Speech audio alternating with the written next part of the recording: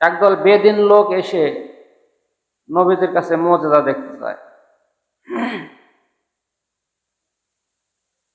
তারা এসে বলে, ইয়া মুহাম্মদ সাল্লাল্লাহু আলাইহি ওয়াসাল্লাম, আমাদের 360টি দেব দেবতা আমাদের কোনো চাহিদা পূরণ করতে সঠিকভাবে পারে না। এতগুলা দেবতাও আমাদের সঠিক চাহিদাগুলো পূরণ করতে পারে না।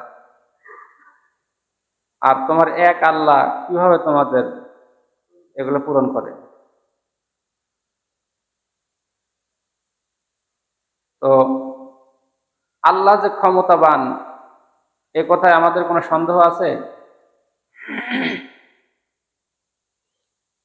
ওয়ালিল্লাহি মুলকুস সামাওয়াতি ওয়াল আরদ আল্লাহু আলা কুল্লি শাইইন কাদির।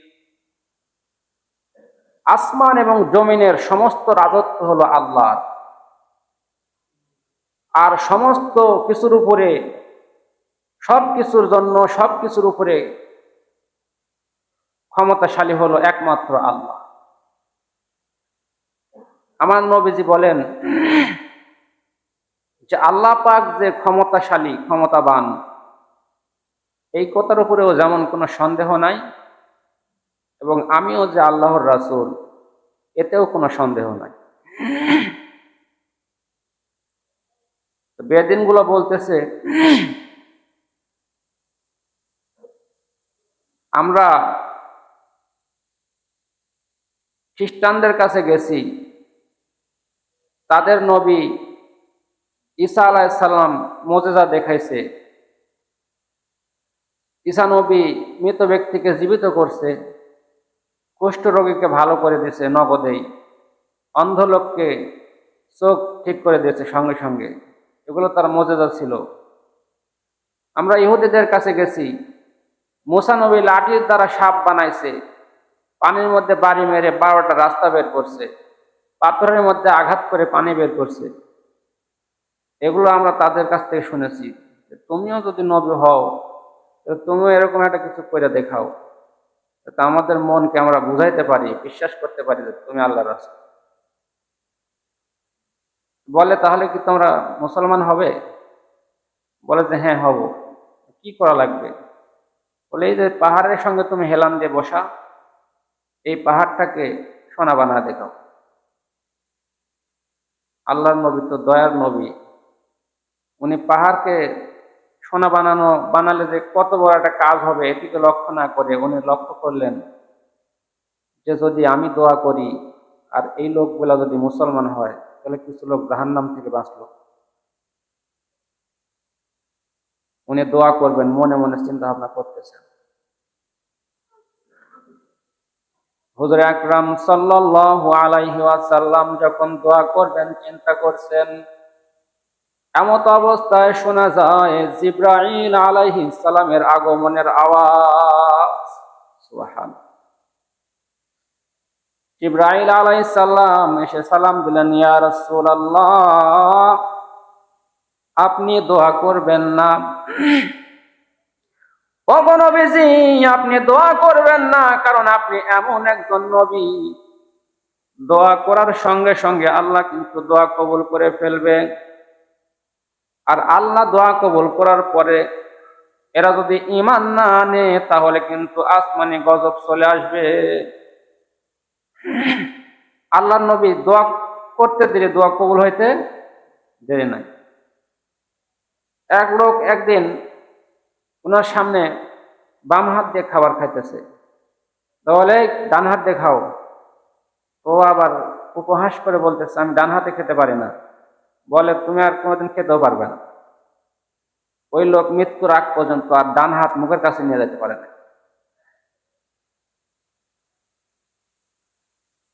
ওগো নবীজি, আপনি দোয়া করবেন না?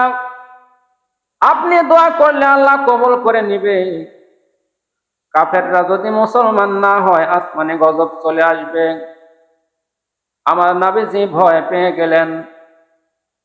আল্লাহ পাক তো আসমানি গজব দিয়া নূহ আলাইহিস সালামের কওমকে ধ্বংস করছে। আসমানি গজব দিয়ে আল্লাহ সালেহ আলাইহিস সালামের কওমকে ধ্বংস করছে।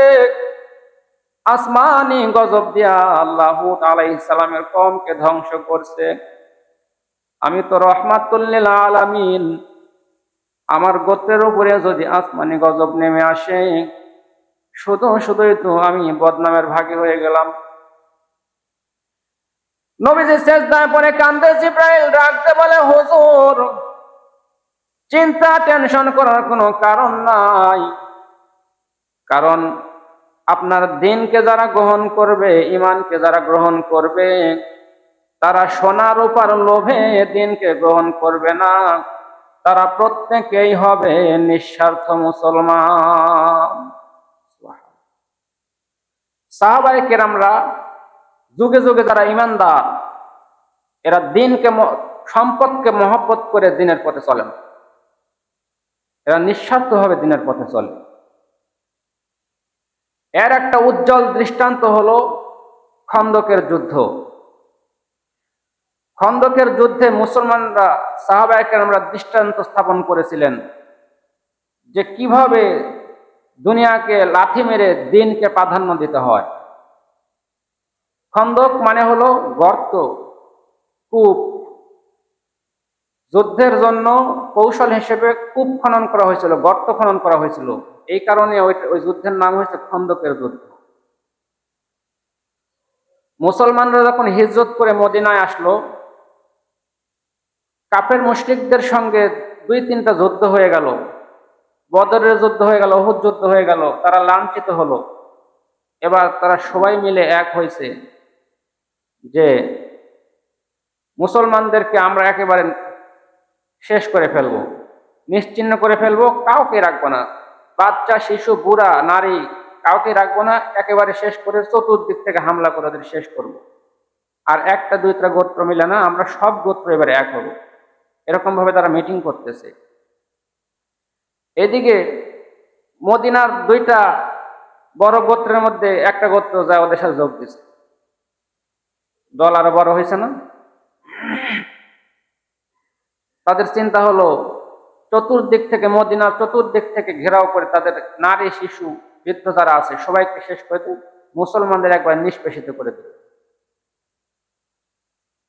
দেখেন মজার ব্যাপার, বর্তমানেও কিন্তু মুসলমানদেরকে ধ্বংস করার ব্যাপারে, ক্ষতিগ্রস্ত করার ব্যাপারে সমস্ত কাফের মুশরিকরা এক। ওদের ধর্ম আলাদা আলাদা হতে পারে, ওদের কর্ম আলাদা আলাদা হতে পারে, কিন্তু মুসলমানদের ক্ষেত্রে ওরা মামাতো ভাই, খালাতো ভাই, একে অপরকে সহযোগিতা করে। কিন্তু বড় আশ্চর্যের বিষয়, আমাদের মুসলমানদের ভিতরে একতা নাই। হুজুর আকরাম সাল্লাল্লাহু আলাইহি ওয়াসাল্লাম ভবিষ্যৎবাণী করে গেছেন, এটাও একটা মুজিজা। মনে হয় যেন বাস্তব দেখে দেখে বলতেছেন। আমার নবীজি ডাক দেয়া বলেন, সাহাবীরা রে,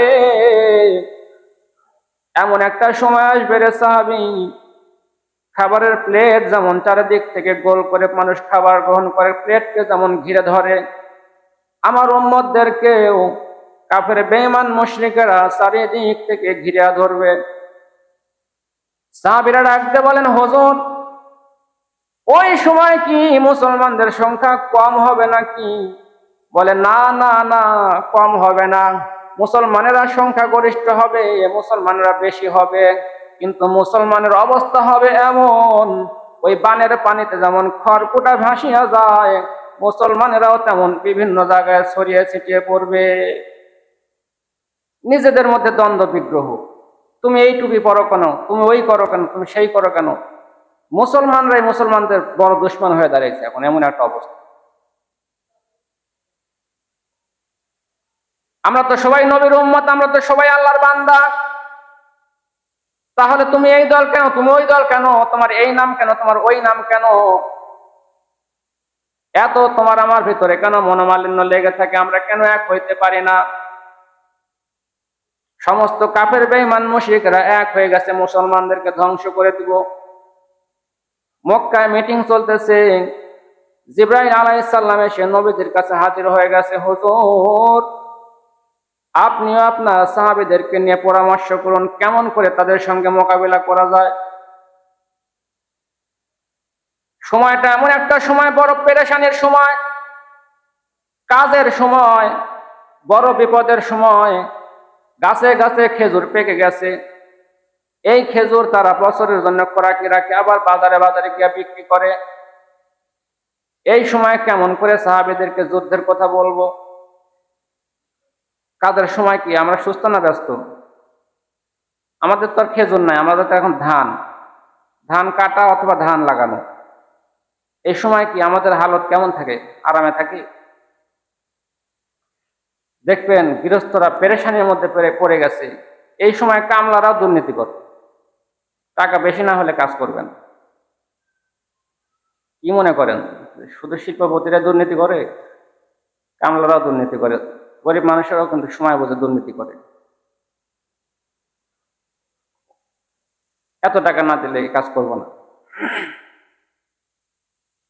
রাত গভীর হয়ে গেছে, ঢাকা থেকে আসছে, 8টায় নামছে একটা ভ্যানালা। ভ্যানালার ভাবই অন্যরকম। এত রাতে কই থেকে আসেন? ভাই ঢাকা থেকে আসছি, চলো আমাকে একটু বরভিটা নামায় দিয়ে এসো, তুমিও তো ভাড়া খাটার জন্যই আছো। ভাড়া বেশি দেওয়া লাগবে। কত ভাড়া? যদি হয় 30 টাকা, 600 টাকা।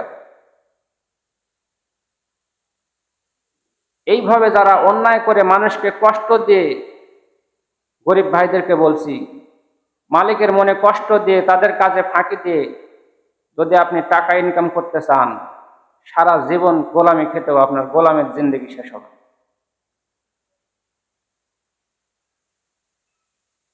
কাজের সময় যুদ্ধ, আমরা তো নামাজে ঠিক মতন পড়ি না, যুদ্ধ তো দূরে আলাদা। কাজের সময় মসজিদ ফাঁকা, হাফ কাতার 4-5 জন মানুষ নিয়ে, সময় সময় 2-3 জন নিয়েও পড়ি। নবীজি সবাইকে ডাক দিয়েছেন, চিন্তা, তার মাথার মধ্যে চিন্তা, সমস্ত কাফের মুশরিক এক হয়ে গেছে, মুসলমানদের ধ্বংস করে দিবে। নবীজি ডাক দিয়ে বলেন, সাহাবীরা রে, ও আমার সাহাবীরা, কাফের মুশরিকরা মুসলমানদেরকে ধ্বংস করে দেওয়ার জন্য এক হয়ে গেছে। কারা কারা আসরে যুদ্ধে যাওয়ার জন্য প্রস্তুত? নবীজির বলতে দেরি, কিন্তু সমস্ত সাহাবীদের হাত উঠাইতে দেরি নাই। সুবহানাল্লাহ। পিছনের দিকে তাকায় দেখে একজন মহিলা নিজের হাতটা তো উঠাইছে, আবার বাচ্চারও হাতটা উঠা ধরছে। ডাক দিয়ে বলে, তুমি এমন করছো কেন? বাচ্চার হাতটা উঠাইছো কেন? ডাক দিয়ে বলে, হুজুর, আমার জীবন তো আমি ইসলামের জন্য দিবই, কিন্তু আমার সন্তানকেও আমি এমন মনোবেশ নিয়ে তৈরি করব, আমার সন্তানও যেন বড় হইলে ইসলামের জন্য জীবন দেয়। এখনকার মায়েরাও তোমা, তখনকার মায়েরাও তোমা। সকালবেলা সন্তানদেরকে মক্তবে পাঠাই না, ঘুম থেকে ডাকি না, ঠান্ডার কারণে আমার সন্তান কষ্ট পাবে, ঘুমাও, আমার সন্তানের ঘুম ভেঙে গেলে আমার সন্তানের ডিস্টার্ব হবে। কেমন ভালোবাসা তোমার সন্তানের প্রতি, আর কেমন ভালোবাসা তাদের। মুসাইলামাতুল কাযযাব একজন মিথ্যা নবী ছিল। একজন মুসলমানকে সে টুকরো টুকরো করে, পিস পিস করে কেটেছিল। এই খবর যখন মদিনায় চলে আসলো, ওই যুবকের মায়ের কানে যখন এই খবরটা গেল, মা ডাক দিয়া বলে, তোমরা শোনো রে, আজকে আমার সন্তান আমার দুধের ঋণ শোধ করছে। আমার সন্তানকে জন্ম দিয়ে আমার জীবন সার্থক হয়েছে। সার্থক সন্তান আমি জন্ম দিয়েছি, যেই সন্তান ইসলামের জন্য নিজের জীবনটাকে কুরবান করে দিয়েছে। মুসাইলামাতুল কাযযাব তাকে বলেছিল যে, বল, আমি হলাম সত্য নবী আর মুহাম্মদ মিথ্যা নবী। ওই যুবক বলেছিল, আনতা কাযযাব বাল মুহাম্মাদুর রাসূলুল্লাহ, তুমি হলা মিথ্যা নবী, বরং মুহাম্মাদই হলো আল্লাহর রাসূল। সুবহানাল্লাহ। তাকে হত্যা করে তার মা কি একটা উক্তি করলো। আর আজকে আমাদের মায়েরা সন্তানদের কষ্ট হবে, মক্তবে পাঠায় না, কোরআন শিক্ষা দেয় না, সকালবেলা ঘুম থেকে ডাক দেয় না। ভাই, সন্তানকে যদি এমন একটা অভ্যাস করে ফেলুন ফজরের আজান দিলে পরিবারের কেউ ঘুমিয়ে থাকতে পারবে না, পরিবারের কেউ ঘুমাতে পারবে না, বিছানায় কারো পিঠ থাকবে না। ফজর আজান দিলে ইয়ার কি করেই হোক আর সিরিয়াসলি হোক, সবার ঘুম ভেঙে দিতে হবে। আপনার বাচ্চা যদি এখন সকালে ওঠার অভ্যাস করে, ভবিষ্যতে এই সন্তান যখন বড় হবে ফজর আজান দিলে তার চোখে আর ঘুম থাকবে না।